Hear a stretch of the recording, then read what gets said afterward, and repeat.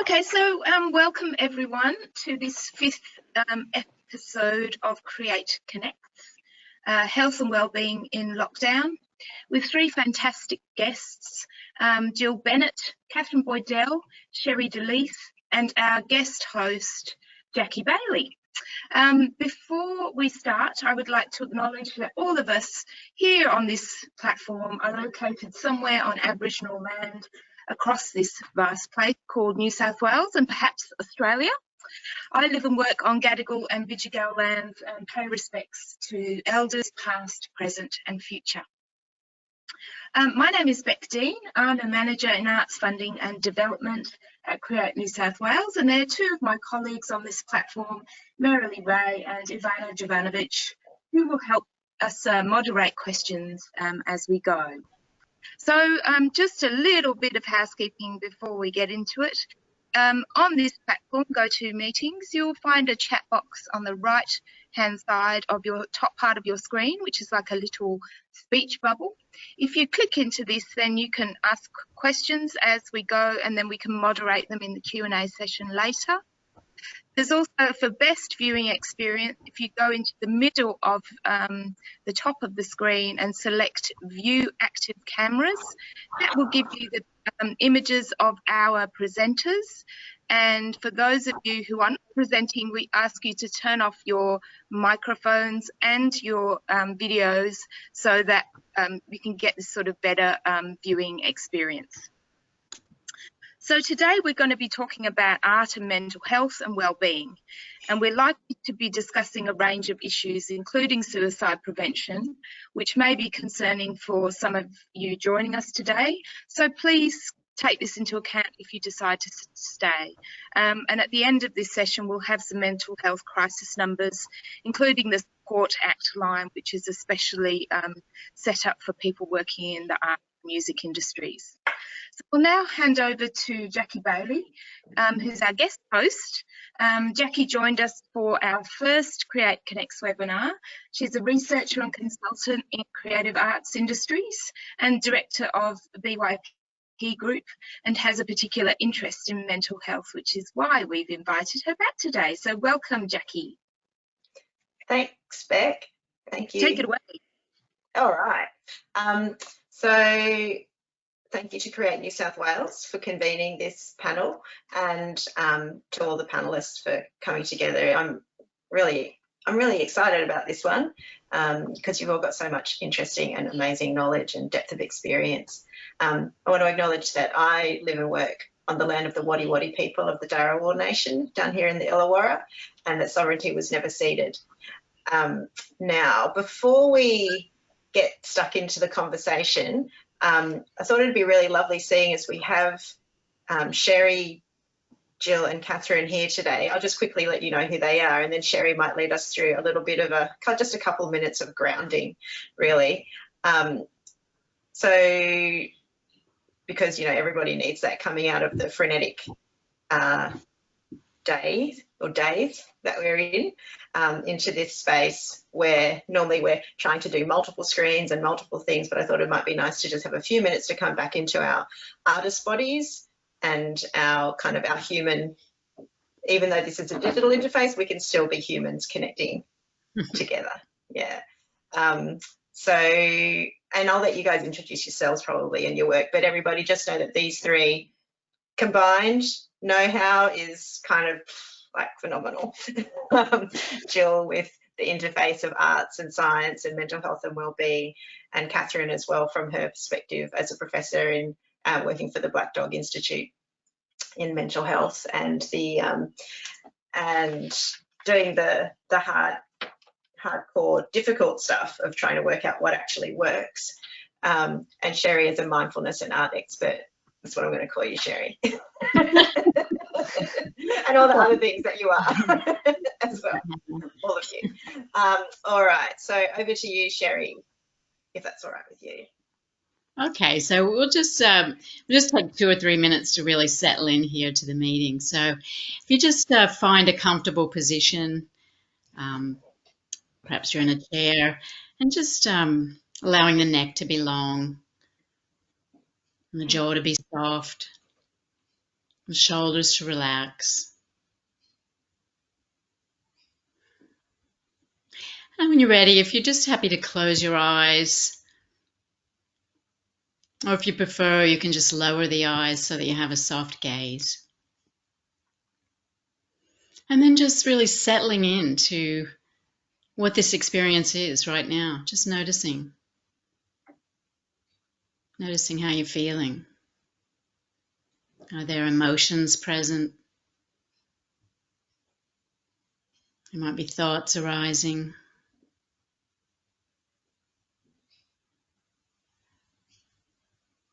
You might have rushed to get into the screen, seated right here, worked with the technology, just settling into this moment and really just noticing what's present here.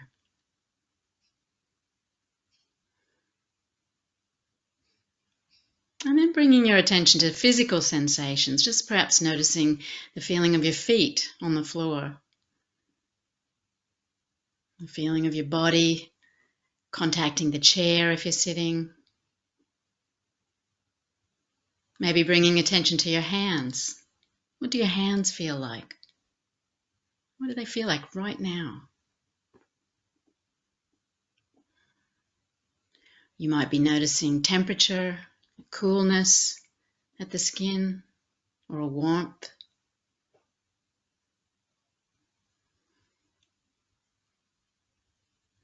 And when you're ready, just allowing the attention to go to the sensations of breathing in the body. Just noticing where you feel those most. You might feel it, for example, in the chest, rising and falling, or the belly expanding with the in-breath and releasing with the out-breath. And just really exploring those sensations of breathing, almost bringing a childlike fascination or an artist's fascination to just noticing, what does it feel like to be breathing?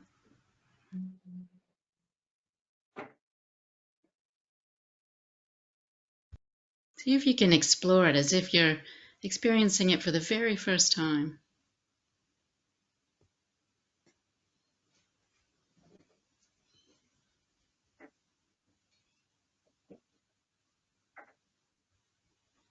And noticing where the mind is now. Perhaps it's been called away by a sound or a thought.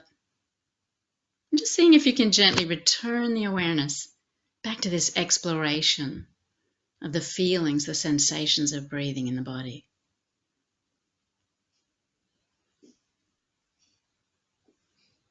Noticing whether it feels safe even. And just knowing that this awareness of breathing is something we can return to again and again, no matter what we're challenged with, no matter what we're doing at any moment in the day. Just this anchor to the present moment that our breathing is. Noticing the rhythms of the breath flowing in, flowing out. Really just riding on the waves of the breath. Maybe noticing how effortless it is just to rest in this kind of awareness.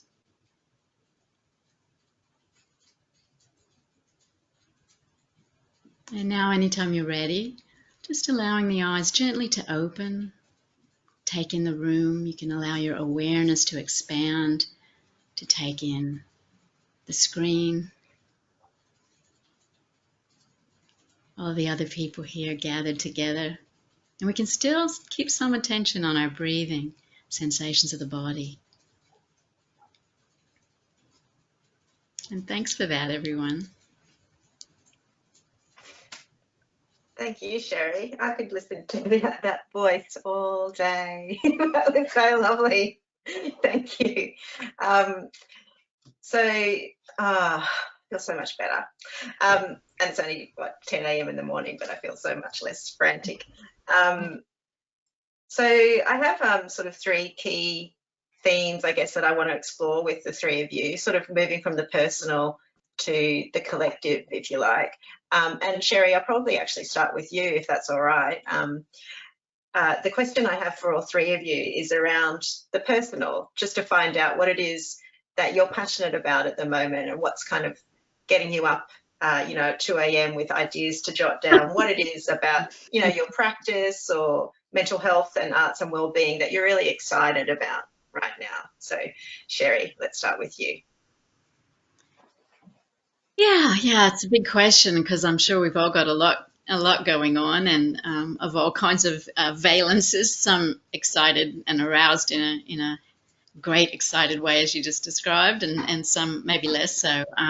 So I guess I'm thinking a lot about opportunities and challenges in the kind of situation that we're in. And I'd like to say thanks to Create New South Wales, because I think this represents one of those kinds of opportunities. I think, you know, coming together like this to talk about these things and give them the seriousness that they deserve as a group, you know, reflectively, that's a safe space. It's a creative space. So that's a kind of opportunity. But, you know, I'm also feeling the threats like we all are, I'm sure. You know, and they can be general threats, you know, the threats of that I might get the virus. It might be the kind of threats about money or how will life change. And I'm feeling particular threats that artists feel. I think, you know, we're very challenged in this time in ways I probably don't even need to go into. I think people are aware of that. So I just, one thing I'm doing is paying attention in kind of in the ways that we just did to my own bodily physiology, and just noticing, you know, when I'm aroused, and I might notice it through how I am sleeping, for example, as you said, or just through sensations I might feel in my body, or through how I'm interacting with others. Maybe I'll notice I'm pretty unpleasant to be with today, and things like that. So I am doing things that I know address that. So that's to that resources part I'm thinking about, you know, and for me, that means I go for a long walk every day and try to go in nature. I make sure I connect with people if it doesn't feel like I'm going to be dangerous to people through a bad mood or something. So, you know, and I try to engage in, you know, social contact that's calm, that I know will be a kind of secure, safe kind of attachment. You know, we're wired really to interrelate, so that's a built-in requirement. And mindfulness. So I do those things, and then that allows any arousals I have, in the ideal sense, to be, you know, these creative arousals, the kind you were describing. And so with my, you know, creative arousals, the good kind, those challenges that are really beneficial for me. The kind of things I'm focusing on at the moment are, I'm actually writing up a creative practice-based PhD, and I'm in the writing part, and it's on in a timely kind of way. It's on the idea of uncertainty and mindfulness and art making, and so how specifically mindfulness might help us as artists to tolerate uncertainty, these, you know, unfixed, borderless, ambiguous, chaotic kind of processes that we need to use as artists that bring us to our authentic work, and how to really not just tolerate uncertainty, which the brain tends to register as threatening, whether it's a pandemic or whether it's just a creative problem that's not yet locked down, you know, how to not just tolerate it, but how to even thrive in it, you know, maybe harvesting real delight or awe even at, you know, what might happen next. And just I'll wind up, but especially because Jill and Beck are here, I'm actually happen to be writing up in my PhD a creative practice work I did. So since it's creative practice, I did 4 creative practice works, and I'm writing about each of them. And one of them was, I was lucky enough to be included in the Big Anxiety Festival, which I'm sure Jill will probably speak about.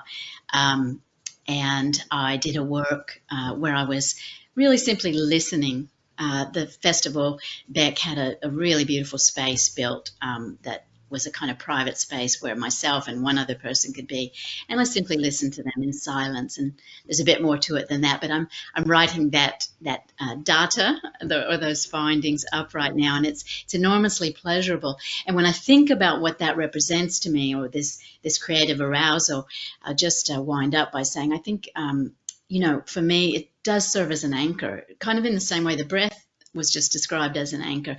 It's this place that I can go to and really reflect with myself. I'm reflecting on my values, I'm reflecting on what I want to express, and it's a really deep, and for me it's a very safe space. And so I'm really noticing, as I think about what's still true in these crazy times, what are the resources, the threads I can rely on. Art making is definitely one of those, this creative process that we engage in. That's beautiful. Thank you, Sherre. And it's really lovely to hear the creative process described as a safe oasis in that way, because I find at times like these it can be difficult to get back into that headspace or heart space, really. So that's a really different angle, and one that I'm going to try and use definitely after this session. Jill, can I ask you now, because Sherre provided that beautiful segue, over to you in terms of what you're excited and passionate about at the minute.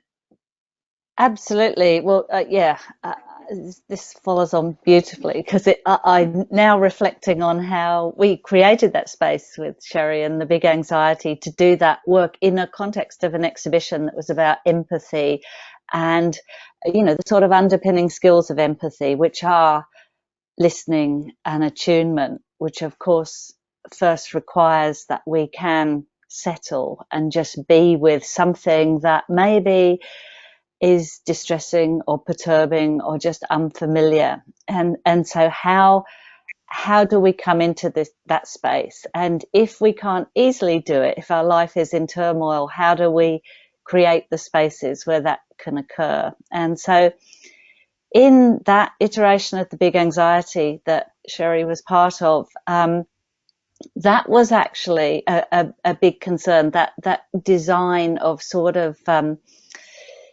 enabling spaces, really. So the whole festival is the Big Anxiety Festival, which has this tagline, Festival of People plus Art plus Science, and that's its methodology. It's about working with people using the skills base and resources of the arts, but with some science attached, but deliberately kind of upending that hierarchy that often has the medical scientific at the top.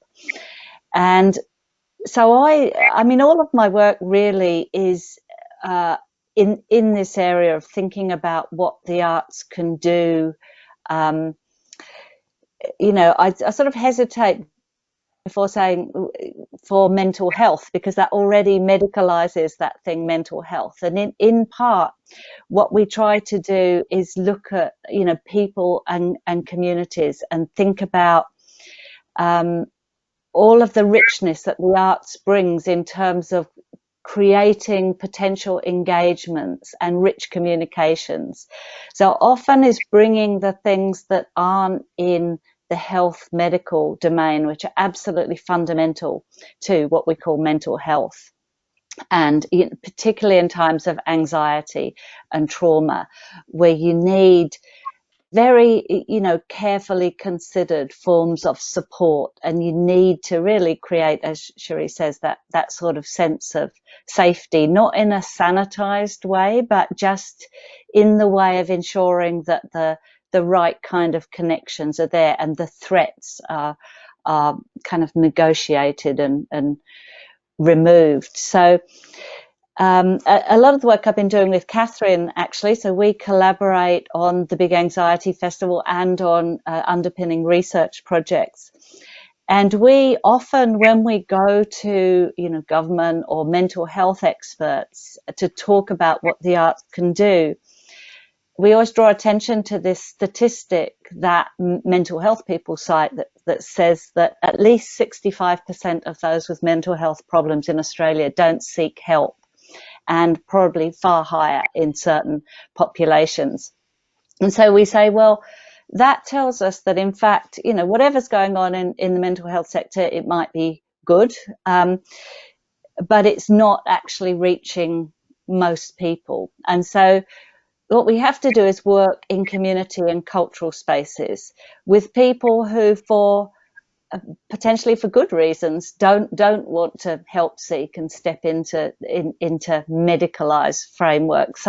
So what do we do? How can we develop those kind of rich connections? And this is what the arts does. You know, my background has always been in trauma and arts, and we know, you know, for centuries, art is the place where complex mental states are examined, if not always, you know, productively processed. I think that's the shift. You know, traditionally, you know, artists might have been viewed as mad eccentrics, but maybe if we think about how these sectors operate, we can now start to see those same capacities for engaging with complex emotions as really productive, and able to create the spaces that people need to go to.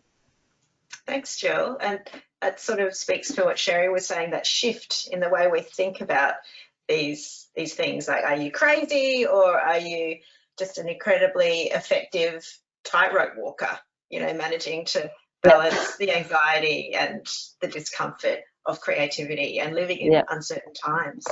Katherine, can we, and Jill provided the perfect segue over to you as well. So can we talk about, or would you mind speaking a little bit about what you're kind of passionate and excited about right now? What's getting you up and excited in the morning? Yeah, absolutely. I just want to start by thanking Sherre for that lovely 3 minutes. I wish I had you at 6 a.m. this morning when I got up to prepare for a meeting at 5:30, and at 6 I discovered it's next Friday at 6 a.m. and it was like, no, there's too much going on to keep straight in my mind. So thank you. That was very nice. Yeah, what I'm excited about, I guess I'm thinking about my work as a research scientist, you know, embedded within the mental health field, you know, a school of psychiatry. As a sociologist, I feel like I'm always kind of pushing, going against the grain in some ways in terms of moving beyond traditional conceptions of mental health, of what constitutes mental health research. How might we draw on innovative ways of engaging research participants and stakeholders who are audiences for research in terms of really, I guess, addressing that knowledge to practice gap.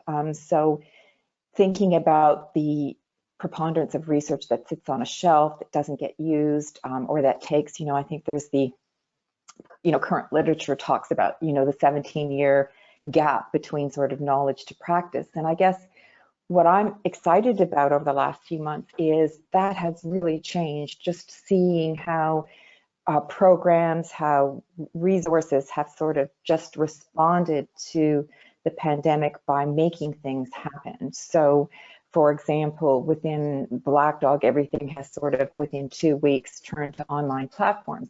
And I guess from my perspective, and following on from what Jill was talking about in terms of moving beyond what the biomedical model can offer for people who are impacted by distress, and I'll use that term just to be more inclusive from sort of thinking beyond formal mental health diagnoses. How can we address the broader social determinants of health? And I know we often talk about them, but how can we really think about ways to engage people moving to the community and cultural spaces, I think, which is what we're talking about. And just as one example has been, we were piloting an Arts on Prescription program with people impacted by mild to moderate depression, recruited from Facebook, so our Facebook community. Many people not necessarily diagnosed, so they'd be considered that, you know, 65% who fail to seek help from the formal mental health system, but engaged in an 8-week arts engagement program in a partnership with the Art Gallery of New South Wales. And in my research career, I've never had total recruitment in 24 hours of our intervention and waitlist control group. So to me, it just speaks to an interest in being engaged in the arts. We had one dropout over 8 weeks, which to me, it's, you know, every week for 8 weeks, over 2 hours, people are engaging with a particular artwork, carefully curated, engaging in a discussion about what it means to them, and actually having the opportunity to create something themselves. And what we saw is over the 8 weeks, significant increases in mental health and well-being, significant increases in community inclusion, not seen in the waitlist control group, who didn't access that program until a little bit later on.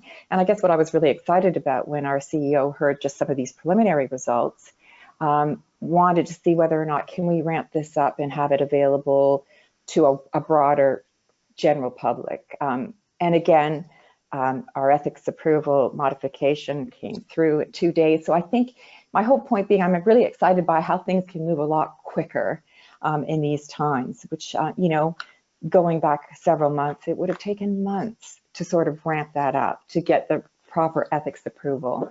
But I guess most importantly has just been the conversations with people who have been part of that program, who've talking about things exactly what Jill was mentioning in terms of, you know, creating empathy, engaging with each other, continuing on after the intervention.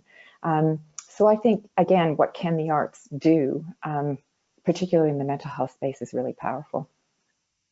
That's, yeah, that's 2 days to get ethics approval. Just again, that's amazing. What can be done when there's an urgency to it and a need and a recognition of how effective it can be. So I wanted to ask you guys as well about how what artists can do for their own well-being and mental health at this time, or that of the people around them.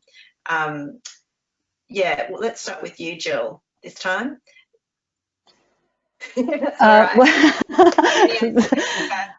From your own practice or from what Yes. you've learned as well? Yeah, it's interesting. I mean, I always want to say, I've done a lot of these radio interviews, and you know, people always ask what artists can do. And there's just so much going on. I always want to say artists can do anything, you know, and everything. And partly the point of artists is that they can imagine far more than exists at present.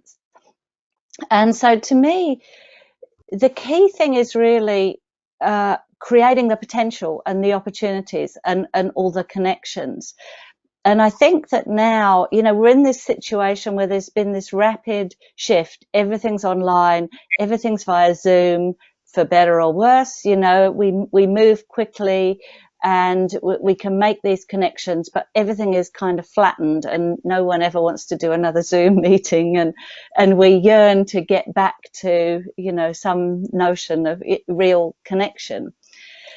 So the question is really, I think, what next? You know, we've seen this sort of proliferation, very inventive proliferation of artwork online, participatory work, which is great, and different forms of collaboration emerging, and also kind of reactive stuff, like where, you know, exhibitions were shut and you know, the art world as a whole has done the best that it can to create these other channels. But to me, I'm thinking, you know, what next? Because everybody is planning their you know, long-term, you know, what's going to happen this year and next year, and if we put in for grants, what are we doing? Will we come back to a world as normal, or will there even be you know, capacity to cross the Queensland border at the end of the year? I say that because Katherine and I are planning a sort of mini festival with colleagues in Brisbane in October, and we and artists don't know yet. You know, there's a whole set of contingencies around that. So what I think a part of the conversation lies is how are we going to think up ways of connecting? What are the participatory forms? How will virtual spaces develop beyond Zoom? And we are doing some experiments right now in terms of, we have a VR platform called EmbodyMap, which allows embodied interactions for both creative and therapeutic encounters. And it's quite interesting, you know, the way you can have a body-to-body encounter, you can dance with a group, and in one sense, you feel yourself to be present, you are physically directing an engagement. But there are all sorts of other considerations where, your actual body, you're acting through an avatar, you're not seen. And that has fantastic sort of advantages in a way, if you are, normally embarrassed to be dancing in public, if you're, in isolation or separated from bodies that you want to be in a sort of movement with. So I think, and that, we are working on a kind of prototype for that, and many other people are experimenting with VR. So it kind of then throws up, what are the ways that we're going to be able to develop these embodied engagements in richer ways than what we're doing currently. So we've all suddenly been transported into this Zoom world, which is very kind of flat, and we see each other as these sort of talking heads. But I think we're going to very quickly get to the next stage of remote, virtual, and probably kind of mixed reality connection. So what we've learned doesn't go away, but how do we kind of re-enter this world and taking with us what we've known? Yeah, and like Katherine was saying before, it might be a lot quicker than it would have been, the uptake of these sorts of approaches like VR and MR and AR. I mean, I was looking at a document that my husband and I wrote for OSCO 5 years ago. It was predicting future trends, and because they were doing their strategic plan, and we said, well, he said, because he's the tech guy, he said, VR, MR and AR, Internet of Things, 5 years, and it'll be a bit more pervasive. Still not that pervasive, like this is 5 years later. So, but I think this will really sort of push it. Yeah, and I think also not being completely tech-led. I like the idea actually that these resources are there and they're at a certain, state of development, and we can play around with them. But often when you get interesting work, it's, like there's this cliche about you go into a recession and art gets really interesting. And that is a kind of truism, because working with constraints and out of necessity, I think that does kind of push us in interesting ways, and particularly the work we do, which is anyway focused on trauma and mental health, and almost the way we work is to think, well, what if we step out of this gallery space? What about the people who aren't there, the people who aren't accessing mental health supports? But we could also say, the people that aren't really the regular sort of arts goers, or just the people that are not feeling good and they need some other form of engagement. I think all of that makes us think in really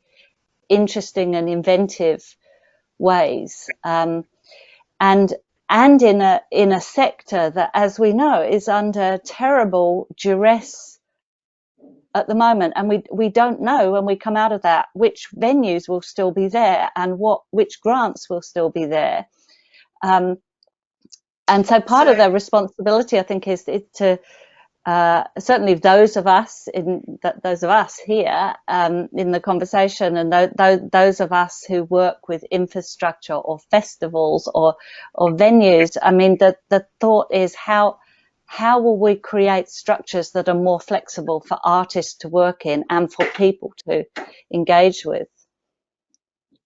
And Sherry, that raises a question, as Jill was speaking about that, pushing against constraints and interesting, may you live in interesting times is, an old Chinese curse.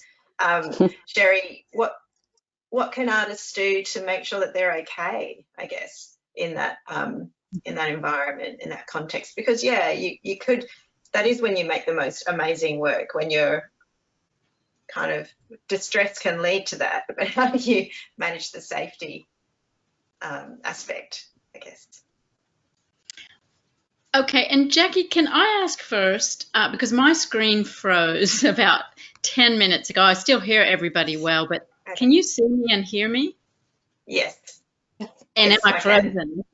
No, you're not frozen. Oh, You're not okay. frozen. You can see me, but I can't see you. Well, it's lovely to hear you all. If I think of safety, and I was just finding that fascinating what Jill was saying. It's really interesting, and the way the pandemic has brought some of those ideas to new life in my mind. Some of the ideas Jill was talking about with different technologies and the uses of them. That was really amazing. But if I think, just to bringing it down to the scale, you asked about the individual artist and how they might, stay safe. I mean, I do think, like Jill said, that it's a bit of an open-ended thing, and there are as many experiences as there are artists' lives.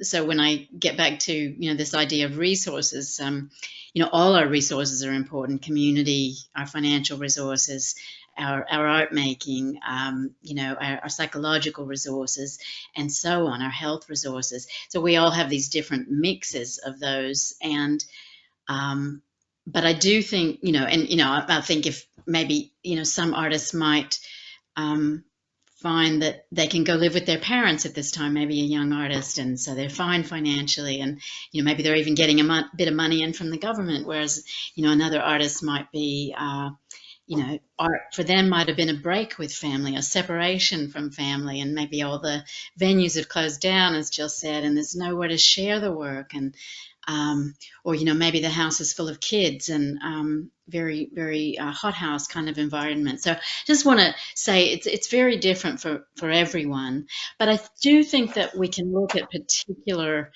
resources that artists might be able to explore. And so if I go back to that notion of how I find a safe space in my art, I'll just describe how that works. I mean, I think that it can work in several ways.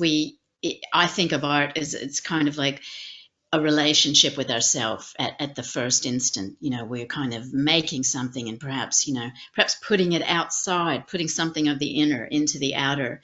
And it doesn't have to be a physical object or a performance. It could even just be, an idea, but we sort of have something inside and we're putting it out. And that then allows us to have this relationship with it, a dialogue with the self, a kind of reflective dialogue, and that is a kind of secure attachment too. That's a safe space we can build. So I think it could be interesting for people to ask about their own art. Where do I find the safe spaces in my art making? And then there's the sharing, and of course that might be threatened in ways Jill was talking in this time. But where do we share our art, and what does that mean to us? How does that enable us to connect with others relationally? What about the feedback that we give, and if those things all are, go well, that can be, very, again, good connecting, our hardwired need for one another. It can provide some of those outlets. So I think that's, the first thing that would come to mind is just that each of us could think about our resources, our challenges and our resources. And one of those resources as an artist is our art making. And so to notice, the whole set of resources, the whole set of challenges, just having a real awareness of where we're at with all that. And then specifically in terms of the art making and the art sharing, really asking ourselves, where do I find the safe places in my art? Do I find safe places in my art? If so, how can I build that sense of a safe space in the making of the art and the sharing of the art? And in these uncertain times, I'll come back to my PhD. I feel like learning to kind of be with uncertainty, the uncertainty in our art making should have maybe primed us for that, because we live in a lot of uncertainty as artists. And how can we build our abilities to thrive in uncertainty, as opposed to, the threat in uncertainty? Thank you.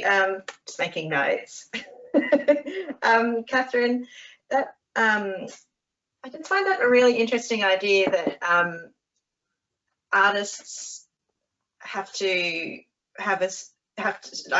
look for the safe spaces in their own art making, so that they can kind of sustain themselves and their own well-being, and art making as a resource. And I mean, I know that I find sometimes I'm a writer, and sometimes that is incredibly hard going, traumatic kind of activity. But then I think about the kinds of programs that Katherine and Jill are doing, where art is, you know, a resource and a tool to help people be well.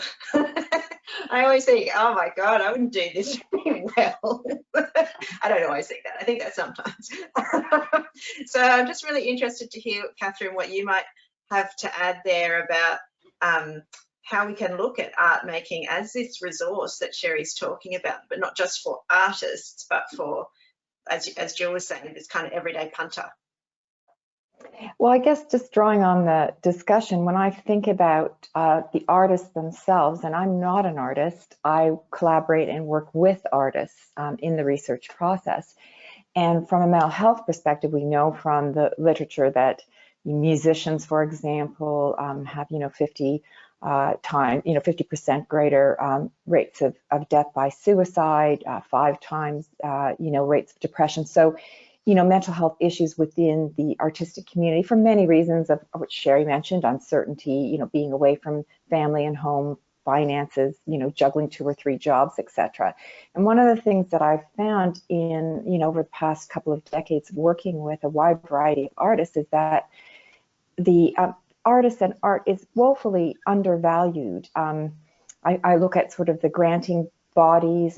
This is particularly in the Canadian context, where the maximum grant within the Arts Council in the province of Ontario was like $15,000, and so it was like, oh my gosh, I'm going to go to the health funding bodies to get the the arts-based research funding. But what I found was that building artists' salaries into the research protocols was really important.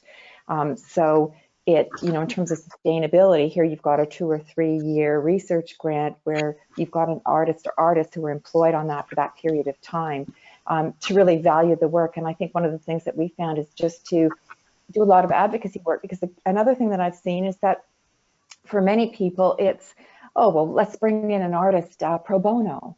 And it's very like, no, their work needs to be valued, and there's an underlying assumption, I think. And, for me, it's really important to kind of challenge that around that sort of assumption that, the artist will contribute their artwork or their skills for free. So that's just kind of one end of it, which I think is really important. That's sort of really trying to highlight the role of artists, and particularly the importance of properly remunerating. So that's been a key issue for me. But just to go back to your question, Jackie, around the sort of the art making process, I think it's also the using the arts to create knowledge, whether it's to depict an experience, of a lived experience of an illness, or of an intervention or a program or support, or even a social context. For us, it's been sort of a research tool or strategy, but what we found, it's not intended to be art therapy, but it's therapeutic in its consequences, in terms of, what research participants, for example, will say about being involved in the research process and having more creative outlets to express what their experiences are. The engagement in that in a way that our traditional research methods don't do and can't do. Even qualitative interview methods, if you think about how you can draw on the visual or the performative or the literary in that research process. But I think similarly, you can think about the impact of sharing research findings using art forms or art genres, and the impact that has, again, on the audience or the viewer. And again, I think, as both Sherry and Jill were talking about, this sense of engagement and what that does, that you don't necessarily have to be the creator of the work, but you can engage with the artwork in a way that can be powerful, cathartic, that can actually produce something in that viewer. And again, much of the work that I've been engaged with Jill has been, can we create this empathy? Can we have an impact in that way? And through some of our evaluation work in the Big Anxiety, have seen an impact in terms of how people feel, what they think, what they intend to or actually do. So to actually see change and think about the potential of the arts for social change, I think is really important. That's amazing. Thanks, Katherine. And that's the space that that I work in. So I'm so excited about the idea that you've actually got proof. The whole trail can change it. Looks like Jill, you wanted to say something, but I just have a comment from one of the, before you do, I'll just read out this comment from one of the participants today, one of the attendees, Bryn, she's written in response to this question. I think it's more about struggle, that artists don't always feel social tensions or traumatic experiences, but they do witness them. I think the witnessing can inspire or impulse, to quote, I think she means John Dewey, artists to respond to socio-cultural situations. And I think artists struggle with how to do this effectively and emphatically, which is sort of speaking to what you're saying, Katherine, around the social. Well, I think Bryn's talking about how artists respond to those situations effectively and emphatically, and what Katherine is sort of part of that loop of, and also demonstrating the change that artists can affect and that arts experiences can affect. Jill, sorry, did you want to say something? And then I'm going to move you on to the next question before we run out of time. Absolutely. No, I was just going to add to that, because it was interesting that Katherine said quite rightly, you know, the arts are underfunded, so then you try to cut into science and medical funding, which is much better. But of course, what's really important is that we're able to develop arts-led projects. And so I love, you know, these kind of collaborations with psychology in particular, and you know, mental health science.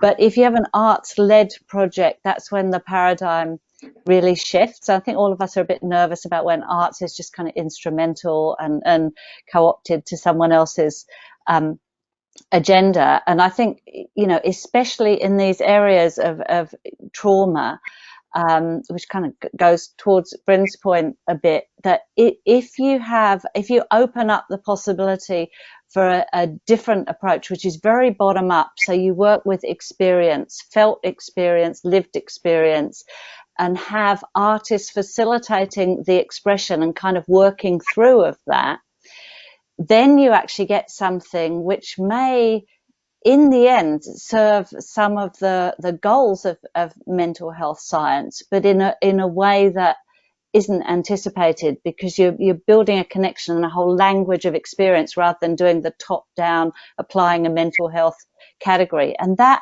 careful working through, I think that is therapeutic, and actually is about you know, a kind of reparative process of recovery in a very meaningful and demonstrable way, particularly when you have people, you know, traumatized populations who don't receive the high levels of support that they might need. And there are lots of examples, like in the first Big Anxiety, we did a project with Paragirls, survivors of institutional abuse in the Parramatta Girls' Home. And that was a team of artists, but very much working with the survivors, and how they described the process afterwards in terms of, you know, finally being believed about what had happened to them. It was very clearly, you know, a reparative process that you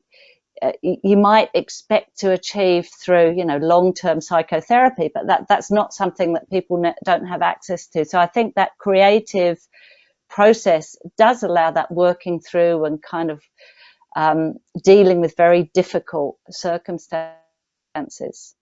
I can hear the word healing, Jill. I can hear it. You're saying reparative processes to recovery, and it's okay. You're in a safe space. You can say healing.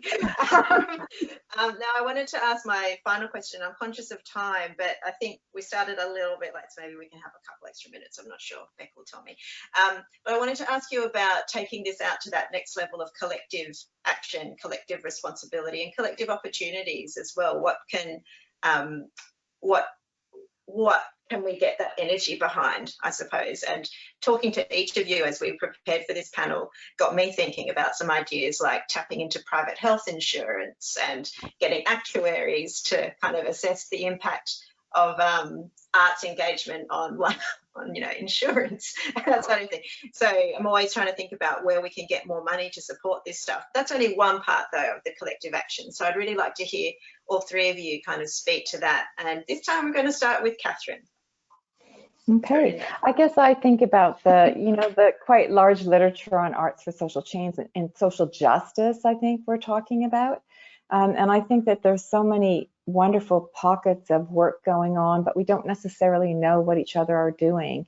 And I guess I think just using the big anxiety as a case example of something that is I think has, research underpinnings, as Jill mentioned. So we've got an evidence base, because often that's sort of the first thing that, funders or others might look at. Does this work? What does this do?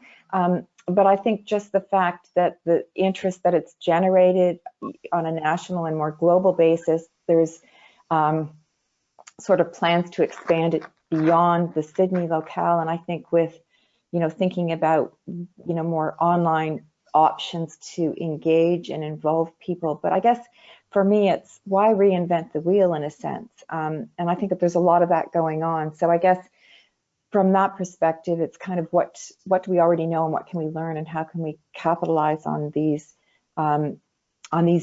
engagement activities. I think that do go a long way in terms of thinking about those social justice components, in terms of thinking about who are we reaching, who has been typically not visible for whatever barriers or reasons. And I think that, creating safe and engaging places and spaces, such as the big anxiety and what it does, is very much aligned with, I think, a social justice framework in terms of really allowing people who aren't typically in that sort of help seeking from the formal system space. And I think that's really important to think about, what does it mean, for the broader group. And I think some of the ideas that you suggested in terms of thinking beyond our current paradigms or beyond our current areas and spaces to what other, how can we mobilize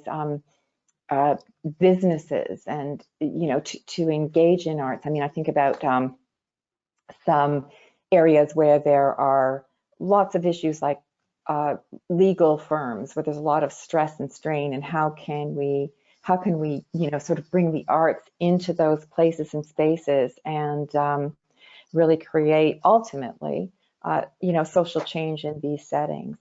So I think there is an arts for social change agenda here, and I think we're committed to, enabling that change through these engaging places and spaces. Thanks, Katherine. Some good ideas. What about you two, Sherre, Jill? Who would like to jump in? And it doesn't have to just be about how we're going to fund it. It can also just be the collective. Well, just to add on to that, and thinking about what we did with the big anxiety, why we came up with that idea in the first place, was just really to fill that gap between the silos of arts and health, because it is hard to move between. And going back to Katherine's point about research grants, scientists get research grants and they're, 3 years, there's maybe salaries, and you can do a really long-term project. And of course, there's evaluation and proof at the end of it. Whereas arts projects tend to be much smaller and therefore very difficult to do, long-term sustained engagement. But I think in the mental health space,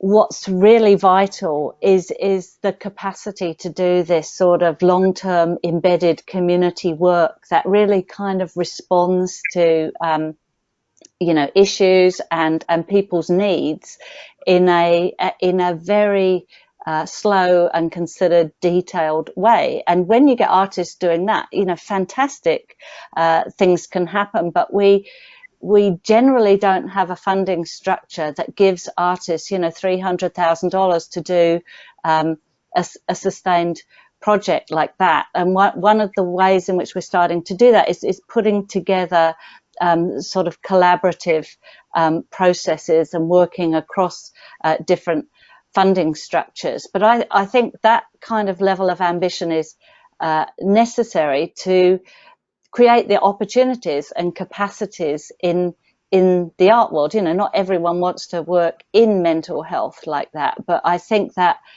sort of flexibility for bringing in our artist capacities and skills and ways of working into something like health is, yeah, just that will happen, because we have to be more sort of agile and flexible and able to make those connections. Thanks, Jill. And I mean, we all know that that's what we're doing anyway, in a way. Exactly. I mean, we know that artists can do this and are doing it. It's just kind of frustrating that you can't always scale it up and fund it in the way that it needs to be funded. Mm. Oh, Katherine wants to jump in. I just wanted to add to that. Yeah, I think what's quite reassuring is there are a number of artist in residence programs now in large medical centers, medical humanities programs that are bringing artists into the throes of medical education. I think speaks to that a little bit in terms of at least having a sustained over a number of years, bringing artists or a group of artists into those settings that can, again, I think impact,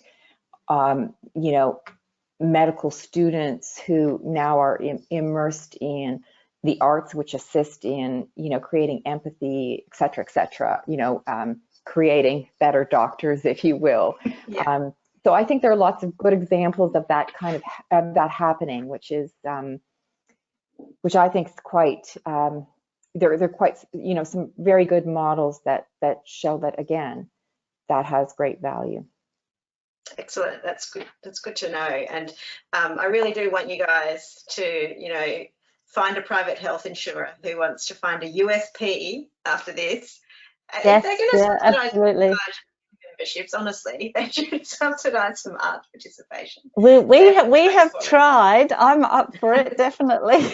Well, especially now, a lot of people have been cancelling their private health insurance. So yeah. Okay, Sherry, and what about you? And again, we don't have to just be talking about funding, but also just collective visioning and collective opportunity, just the potential here that artists can tap into. Yeah, well, I think I've been listening to what everybody's saying, and that this kind of comes out of, what the earlier questioner said about this trauma, this difficulty of witnessing. Also, what Katherine was talking about visioning, and Jill's talk about, this kind of long-term work. I mean, I think bringing those all together, it is difficult to witness some of the individual traumas and anxiety, and collectively, going to your question, Jackie, we are in a moment, I think, of even really collective anxiety, and we hear these calls to recognize, a generational crisis and that's really, resides or shows up in anxiety. And I think the pandemic has been, has in a way lifted the veil yet again, as the bushfires did for us as well, on this sense that the truth really, that we're interconnected. And there's the difficult, hard to look at part of that, because what happens over there doesn't stay over there. Deforestation here, over there, has an effect here, and of course the pandemic has shown the same. We are interconnected in our vulnerability, and I think that that's part of what's driving the social anxiety. It's becoming more and more difficult to engage that fortress mentality that we've maybe held for decades, that we're these fixed and individual selves, and that we're invulnerable. But the flips, and that's difficult to witness, going to what the questioner spoke about, and perhaps people who work in the creative sector are sensitive by nature, and so there's a lot of difficulty, as you've been describing yourself, Jackie, and facing those kind of uncertainties in our interconnectedness. But the beautiful side of that is, as both Jill and Katherine have said, it's becoming really axiomatic that the world's not going to be the same after this. And that means there's a real role for imaginative work, which is exactly the kind of work that we do. So, I think the first thing is this really coming to terms with our interconnected natures, this kind of learning to thrive in our interconnectedness, as opposed to focusing on the scary sides of our interconnectedness, but really learning to thrive there in the unknown, in our interconnectedness. And then what forms would that take? You know, we don't know, but as we're sort of starting to see clean air in Delhi and, you know, fish in the canals of Venice, again, speaking of the axiomatic things, and these beautiful tributes that are going on to all kinds of workers, health workers, but all the kinds of people who keep our lives going, you know, people who've also been undervalued in society as artists have, then we're starting to see that, you know, there's a conversation happening about what kind of world we want to live in. And so I think that, you know, the potential is for artists to have, you know, a very meaningful impact. So to believe in ourselves would be the first thing, to know that we have an incredibly important role in that conversation that's opening up, and, you know, that we might even be able to seed a revolution. And I'm not saying, you know, that it needs to be a particular kind of work that we make, because we never know how our work ripples out. You know, we just make the things that are meaningful, and we see. But if we're checking in those ways that I've kind of talked about earlier, about really knowing ourselves, really understanding our own motivations, our own safe spaces. And, you know, in my life, I've understood how the safe spaces I provide, I've learned to provide for myself through my own difficulty with feeling, you know, sense of low. At one point I noticed I've basically lived with a sense of low-level threat all the time. And I realized that, you know, as long as I'm driven by fear in that way, I'm not able to be my most creative self. I'm not able to take advantage of the creative potentials in every moment, you know, while I'm working with fear and the kind of instincts to control that come around that. So, you know, these conversations with ourselves, this getting to know ourselves, and then this also listening to others and understanding our interconnectedness, all these kinds of themes, I think that they, you know, will lead us to make works that have an impact. And yeah, we can't do that by you know, social decree or by a peak body statement. But I did notice, you know, the American Psychological Association, I saw a report they put out recently, and it talked about, you know, artists, no, it talked about communicators, but I was reading that as artists, but communicators building the kind of mindsets that are aware of emotional qualities in ourselves in ways that lead to our ability to be adaptive, you know, and to work with adversity. And also they mentioned, you know, the strength in community. So I feel like if we build those kind of mindsets, we don't know what kind of work that will result in, but it will result in work that, you know, drip by drip or in huge ways can contribute to this kind of conversation we're having about new worlds. Exciting. You just made me excited instead of anxious. So that's a good switch in arousal. Thank you, guys. We should probably wrap up. Well, I keep talking to you all day. So yeah, thanks again to Create New South Wales for hosting these three amazing women talking today. And thank you to Jill, Sherre and Katherine. Please keep doing what you're doing. Thank you. Thanks so much. Thank you so much.